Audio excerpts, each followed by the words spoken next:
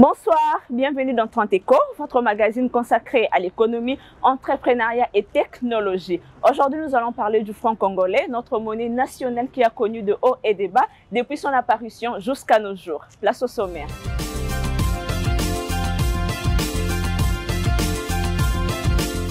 Historique du franc congolais, interview avec l'économiste Jean-Paul Ntsassa, questions aux entreprises, avis du public.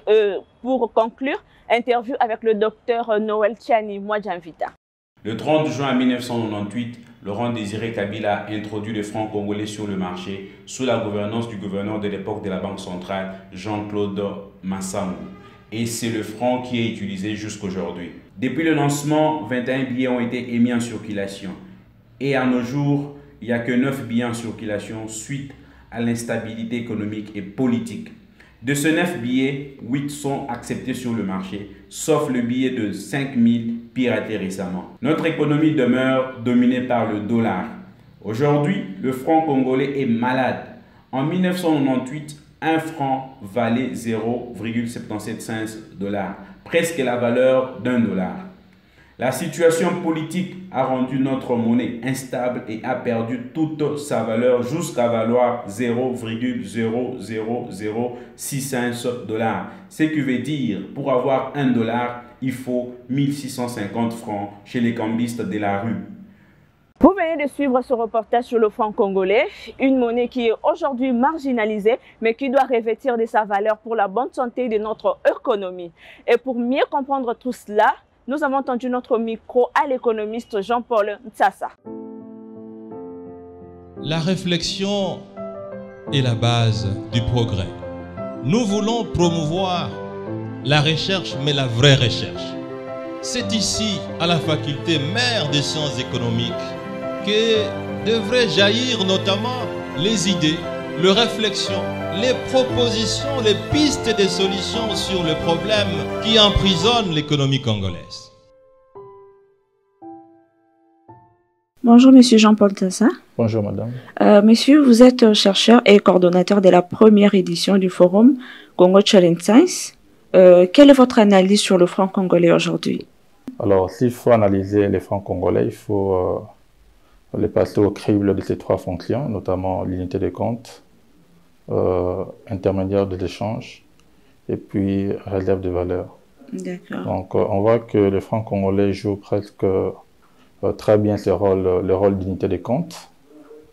Également, à un certain degré, très bien le rôle des réserves de valeur, bien que certains agents économiques préfèrent recourir à la monnaie étrangère, notamment les dollars américains, Oui. pour les réserves, la fonction des réserves de valeur. Oui. Et la troisième fonction, l'intermédiaire de l'échange, on voit aussi que la plupart des transactions au niveau du pays se fait en francs congolais, hormis quelques transactions qui se font en dollars, d'où les problèmes de la dollarisation de l'économie congolaise. Et une autre façon d'analyser les francs congolais, c'est de regarder également du côté des motifs de la détention d'une monnaie, c'est-à-dire quels sont les motifs qui incitent les agents économiques à détenir la monnaie. Donc, comme on sait comme on le sait depuis les travaux de John Maynard Keynes, il y a trois motifs qui justifient la détention de la monnaie, notamment les motifs des transactions, comme je viens de le dire avec la fonction d'intermédiaire des échanges. Il y a les motifs de précaution, c'est-à-dire que les agents peuvent recourir à la monnaie pour prévenir les intentions, pour prendre des précautions nécessaires en ce qui concerne les transactions futures, et également les motifs de spéculation qui jouent également un grand rôle dans la détermination de la détention de la monnaie, notamment dans des pays. Et selon vous, comment nous pouvons faire pour stabiliser notre monnaie? Oui, donc Je pense que la meilleure façon, la meilleure politique pour stabiliser la monnaie, les francs congolais, c'est de recourir à l'orthodoxie de la politique monétaire, c'est-à-dire mettre en place des mesures de politique monétaire saines. Et puis, comme on le sait, à ces jours, la politique monétaire n'est qu'un pied du corps social. Il faut en même temps avoir les pieds gauche et les pieds droits. Le pied droit, c'est la politique budgétaire. Donc, il faut une combinaison, une coordination entre la politique budgétaire et la politique monétaire. Donc, on peut avoir une politique budgétaire saine, mais s'il se fait que la politique monétaire n'est pas saine, cela va se répercuter sur la stabilité monétaire et donc la stabilité du niveau des prix. De même, si on a une politique monétaire saine et que d'autre part, on a une politique budgétaire qui n'est pas saine, cela va également se répercuter au niveau de l'équilibre macroéconomique. Donc, il faudra de l'orthodoxie à la fois dans la gestion des finances publiques, mais également dans la gestion de la politique monétaire. Ok. Et comment nous pouvons dédollariser notre économie? Parce que qui dit stabilité de la monnaie dit aussi une économie dédollarisée. Oui, donc une des façons ou une des mesures qui peut aider à dédollariser l'économie congolaise, c'est d'agir au niveau de l'anticipation des agents. C'est très important. Peut-être on n'en parle pas trop souvent dans le cas de notre économie, puisque l'action, la manière, les décisions prises par les agents économiques sont influencées par les anticipations. D'accord. Une des façons, c'est de faire en sorte que notre franc congolais retrouve une crédibilité, non seulement ponctuelle, mais une crédibilité quasi permanente. Et cela doit se refléter à travers les acteurs, des institutions responsables de mener ces actions, puisque la réputation des acteurs est très importante dans la prise de décision ou dans l'effort de vouloir modifier les anticipations des agents, mais également la nature des politiques mises en œuvre. Donc, on doit agir sur la réputation des responsables de ces institutions qui doivent refléter la crédibilité, mais également la nature des mesures de politiques à mettre en œuvre doivent être des politiques saines, c'est-à-dire des politiques qui répondent à l'orthodoxie de la théorie économique. D'accord. Okay. Monsieur Jean-Paul Tassa, nous pouvons parler de Congo Challenge Science. Parlons un peu de Congo Challenge Science en général. Oui, Congo Challenge Science, c'est une initiative qui a été mise en œuvre par le professeur Matata Mponyo. L'objectif de Congo Challenge Science est double, dirais-je. Le premier objectif, c'est de revaloriser et de promouvoir la recherche au niveau national. C'est là, par exemple, à travers la publication, la mise en place d'une revue qu'on appelle Revue Congo Challenge. Okay. Et le deuxième objectif, c'est de promouvoir, d'identifier parmi les jeunes étudiants les plus brillants et de les aider à s'inscrire dans la voie de convergence vers la frontière du savoir. La réflexion est la base du progrès. Il n'y a pas de développement sans recherche. Les meilleures universités sont celles qui hébergent les bons chercheurs. La science ne se lègue pas, mais elle se conquiert. Cette revue a pris comme thème central l'économie et mouvement. Et avec tout ce que vous venez de dire sur la monnaie avant, et comment voyez-vous le rôle de votre structure dans ces débats économiques? Oui, donc le rôle n'est peut-être pas direct, mais c'est plutôt, je dirais, indirect pour le moment, puisque nous travaillons avec les étudiants les plus brillants, les étudiants congolais les plus brillants dans les domaines des sciences économiques. Et donc, comme on l'avait dit tantôt, nous avons des critères. Nous avons les critères de performance académique et nous avons les critères d'excellence. Donc, si jamais ces étudiants devenaient dans le futur les responsables des structures qui gèrent la politique monétaire ou la politique budgétaire, estimons-nous qu'ils seront à même de mettre en place des politiques saines, orthodoxes, comme je l'ai souligné tout à l'heure. D'accord. Merci beaucoup, messieurs. Merci d'avoir intervenu. J'espère que vous avez suivi cet échange avec l'économiste sur les enjeux de notre monnaie. Et nous nous sommes aussi intéressés à une entreprise de la place pour mieux comprendre l'impact de l'inflation dans leurs activités. Place à notre rubrique Questions entreprises.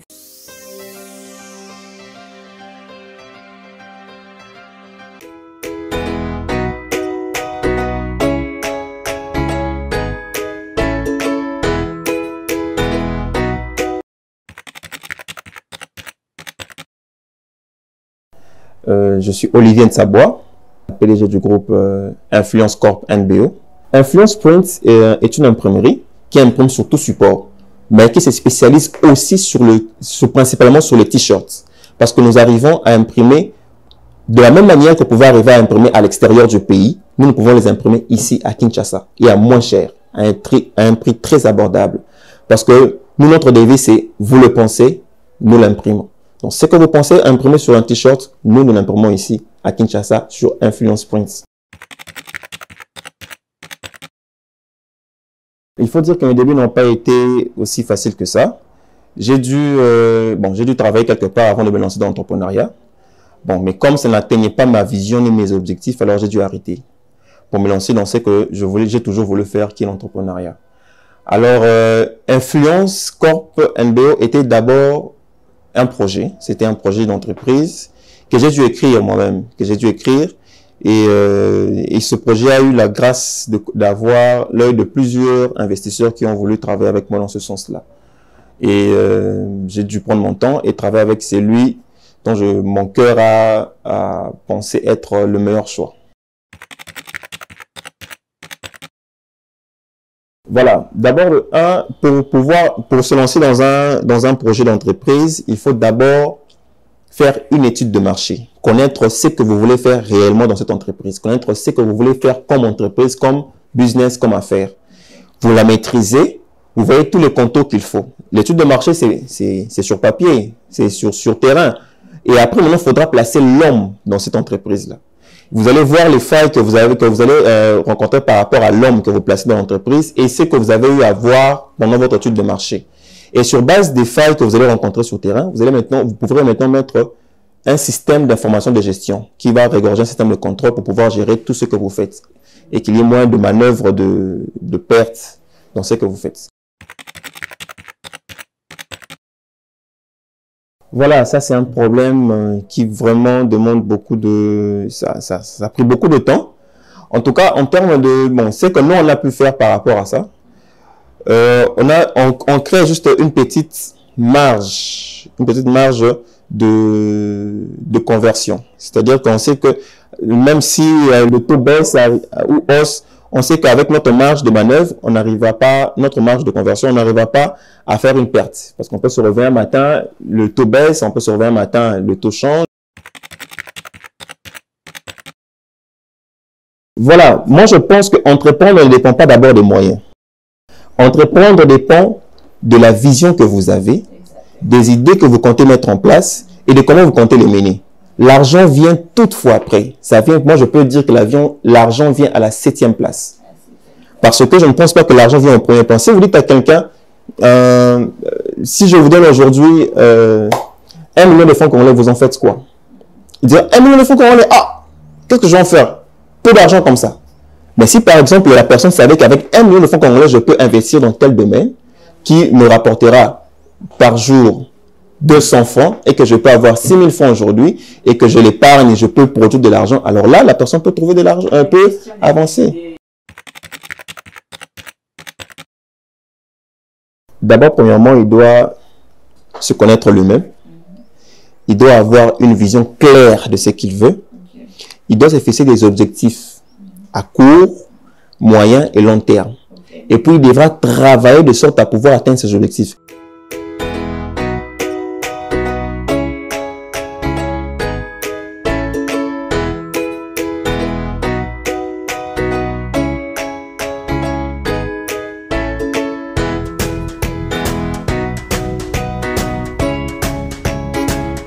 L'entrepreneuriat, l'un des aspects qui contribue au développement d'un pays. Nous venons de suivre le conseil ou suggestion pour un jeune qui aspire à devenir entrepreneur. Avis du public.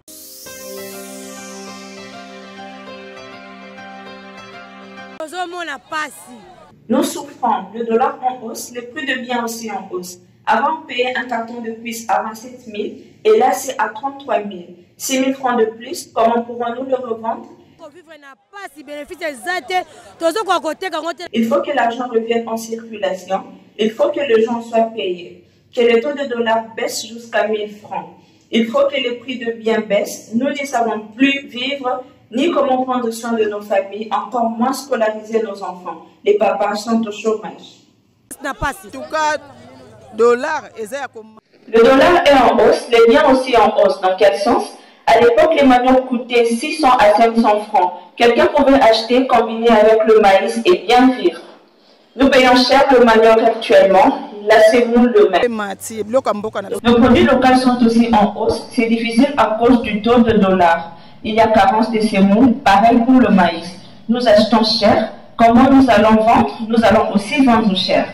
Le problème du taux a vraiment des désavantages, surtout pour nous les vendeurs. Le prix d'achat de biens ne nous permet pas de gagner quand nous revendons. Notre souci est que l'argent revienne en circulation et que le taux se stabilise. L'inflation, l'instabilité de la monnaie qui rend la vie difficile en République démocratique du Congo, les citoyens font appel à la stabilité de notre monnaie nationale. Pour chuter, prenons le dernier intervenant qui est Dr Noël Tchani Mwadjanvita. Bonjour Dr Noël Tchani Mwadjanvita. Bonjour. Docteur, vous êtes économiste, candidat à l'élection présidentielle 2018 et auteur du livre La bataille pour une monnaie nationale crédible.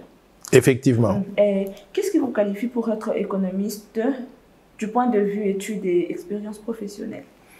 Oui, effectivement. J'ai étudié l'économie sur le banc universitaire. J'ai un doctorat en sciences économiques de l'Université de Paris 9 Dauphine en France. Avant cela, j'avais fait une maîtrise en économie à l'Université de Liège en Belgique. J'ai dû continuer les études aux États-Unis en faisant MBA, Masters of Business Administration en banque et marché financier à Delphi University à New York, avant d'aller à Harvard, où j'ai dû faire un diplôme complémentaire postdoctoral en leadership et management. Mais après avoir terminé les études, j'ai travaillé pendant 10 ans dans les banques commerciales et d'investissement à New York.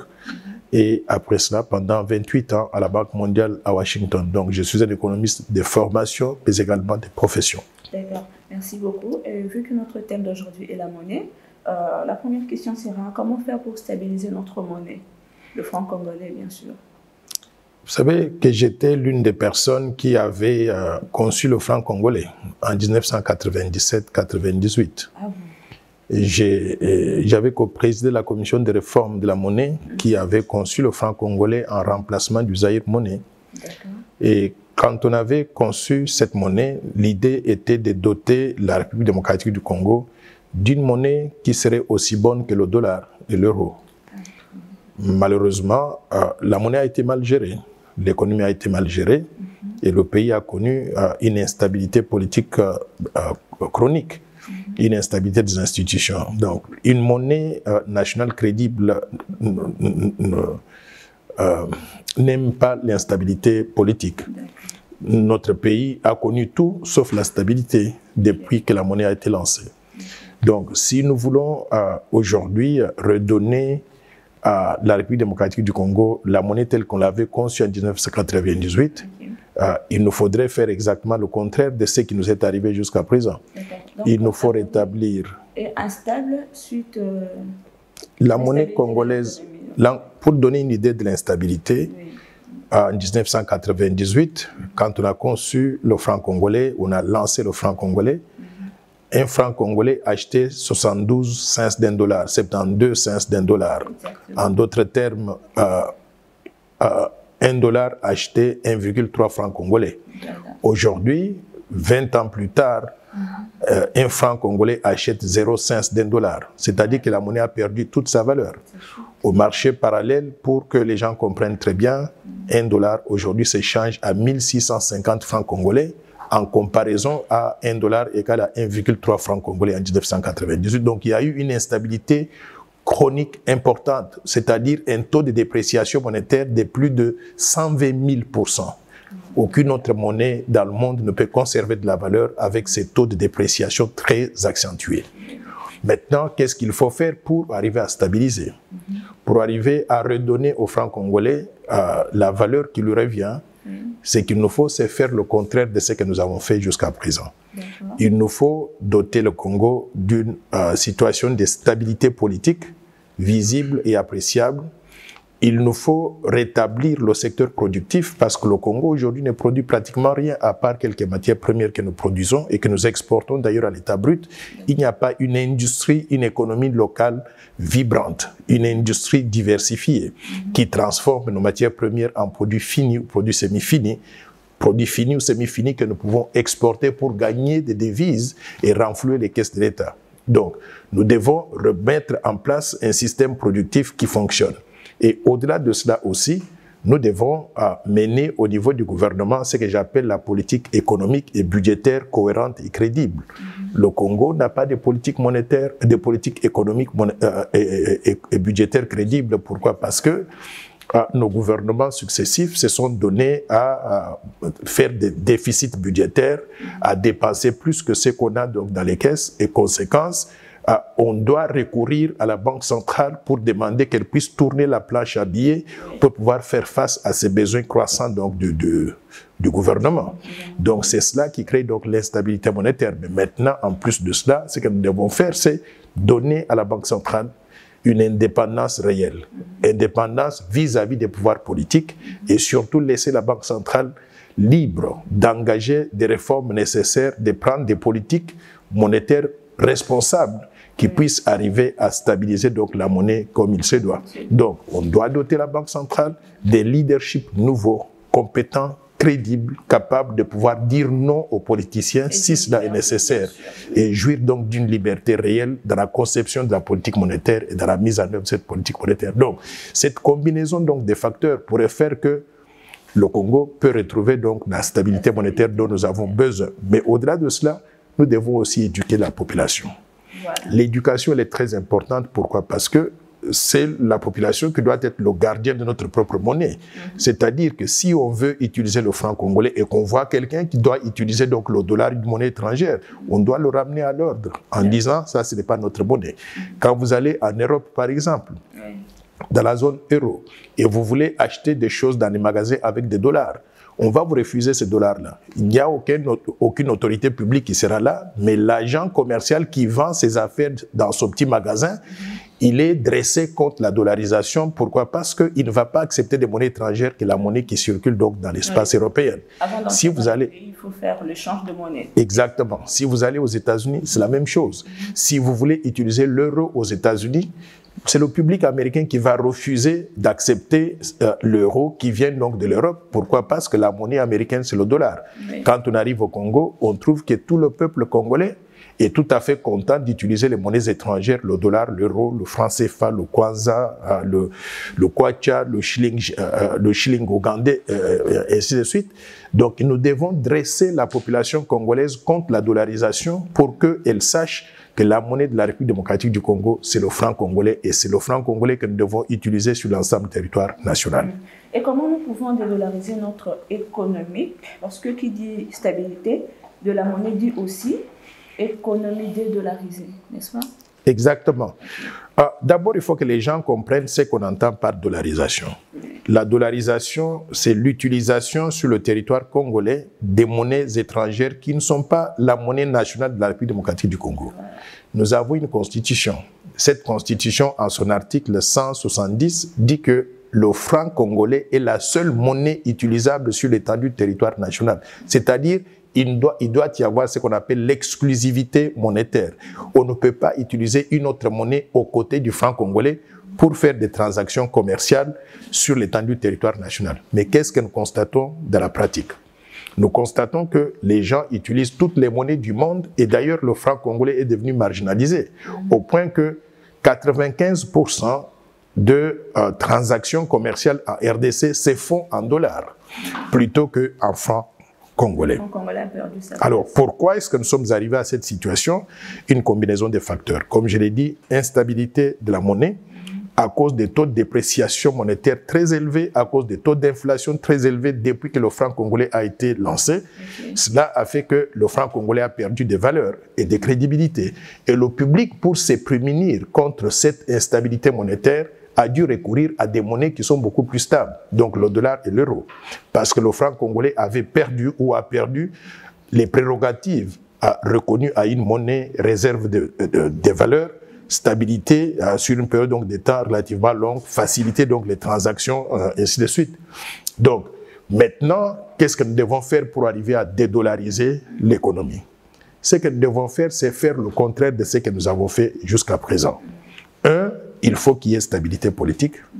2, il faut qu'il y ait une politique économique et budgétaire responsable et crédible où le gouvernement vit dans les limites donc, de ses moyens et ne recourt pas à la planche à billets.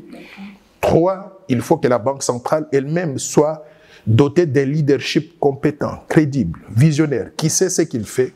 Mais au-delà de ça, il faut que la Banque centrale jouisse d'une certaine autonomie par rapport au pouvoir politique, au point où, quand elle prend des décisions, ce sont des décisions dictées par des raisons de stabilité monétaire plutôt que des raisons de considération politique. Et 4, il nous faudrait maintenant qu'on puisse avoir un secteur financier qui réponde, qui soit un répondant à la Banque centrale. Nous avons aujourd'hui un secteur financier qui est supporteur de la dollarisation. Vous savez pourquoi? Toutes les banques que nous avons dans le système sont des banques étrangères. Ces banques étrangères-là, elles préfèrent le dollar que le franc congolais. Pourquoi? Parce que ça leur permet de faire des transferts à l'extérieur ni vus ni connus, à l'insu donc de tout le monde, y inclut des autorités monétaires. Donc nous devons repenser à reformer le secteur financier de façon à ce que les banques qui opèrent en République démocratique du Congo soient des banques dans lesquelles on peut avoir des capitaux étrangers, bien sûr, mais aussi nous avons des capitaux nationaux dans ces banques-là et on a des nationaux qui contrôlent non seulement les banques, mais qui les gèrent aussi. Et enfin, il faut qu'on arrive à éduquer la population. Moi, je souhaiterais qu'on puisse dresser la population congolaise contre la dollarisation. Pourquoi? Parce qu'il faut que le peuple congolais comprenne que sa monnaie, c'est le franc congolais. Et que c'est lui, le peuple congolais, qui doit défendre cette monnaie-là contre vents et marées et qu'on ne doit pas recourir à des monnaies étrangères parce que la dollarisation a des conséquences. 1, elle empêche à la Banque centrale de pouvoir concevoir, de mettre en œuvre une politique monétaire indépendante et crédible. 2, la dollarisation fait perdre au pays ce que j'appelle des revenus de seigneuriage. Je vais m'expliquer. C'est le bénéfice que se fait le fabricant du dollar qui circule en RDC sur chaque billet des banques qui circulent sur l'ensemble du territoire national. Je donne un exemple. Si par exemple, on a un billet de dollar, ce billet de dollar, pour le fabriquer, on a besoin d'un papier, de l'encre et de la personne qui signe, le secrétaire du Trésor américain. Mais le coût de fabrication de un billet de dollar est par exemple de 10 cents. Mais une fois qu'on a fabriqué un billet de dollar, la valeur faciale du billet fabriqué est de 100 cents. La différence entre 100 cents, qui est la valeur du billet fabriqué, et le coût de fabrication qui est de 10 cents, c'est 90 cents, représente le bénéfice que s'est fait le fabricant du dollar. Donc, ce bénéfice-là est transféré à l'émetteur, c'est-à-dire aux États-Unis d'Amérique, et nous, les Congolais, nous absorbons les pertes parce que nous avons perdu les revenus seigneuriage que notre banque centrale aurait dû réaliser. Prenez maintenant ces 90 cents, multiplié par le nombre de billets en circulation donc dans notre pays, nous perdons des milliards chaque année, transférés aux États-Unis subtilement, parce que nous n'avons pas une politique monétaire crédible et une banque centrale qui fait son travail. Merci beaucoup, Dr Noël Tchani-Mouadjinvita. Merci de nous avoir reçus. Et je rappelle que vous êtes économiste et candidat à l'élection présidentielle dernière, 2018 en fait. Et un mot de la fin, si possible. Et mot de la fin, c'est que le Congo, c'est un grand pays. comme je le disais, 92 700 000 personnes. Nous sommes aujourd'hui le deuxième plus grand pays au niveau africain, immédiatement après l'Algérie. Et nous sommes aujourd'hui un pays, l'un des 4 pays les plus peuplés d'Afrique. Donc après le Nigeria, l'Égypte et l'Éthiopie. Nous avons tout plein de ressources naturelles, des matières premières nombreuses que nous exportons à l'état brut. Si nous dotons ce pays d'une vision de développement et que nous mettons en œuvre cette vision de développement, je pense que nous pouvons doter notre pays d'une monnaie nationale crédible. Et je vous invite à prendre connaissance du plan Marshall de Noël Chang pour la reconstruction et le développement de la RDC, qui est cette vision de développement intégrée qui peut nous permettre de faire décoller la RDC et de mettre en œuvre mes idées qui sont contenues dans le livre « La bataille pour une monnaie nationale crédible » qui vise à donner au peuple congolais une monnaie nationale crédible, c'est-à-dire la seule monnaie qu'on va utiliser sur l'état du territoire national et on ne va plus utiliser le dollar et l'euro. Travaillons ensemble et nous pourrons réaliser cet objectif. Et voilà, nous sommes déjà à la fin de notre mission. Merci d'être nombreux à nous suivre. Le rendez-vous est pour chaque lundi à 20h45.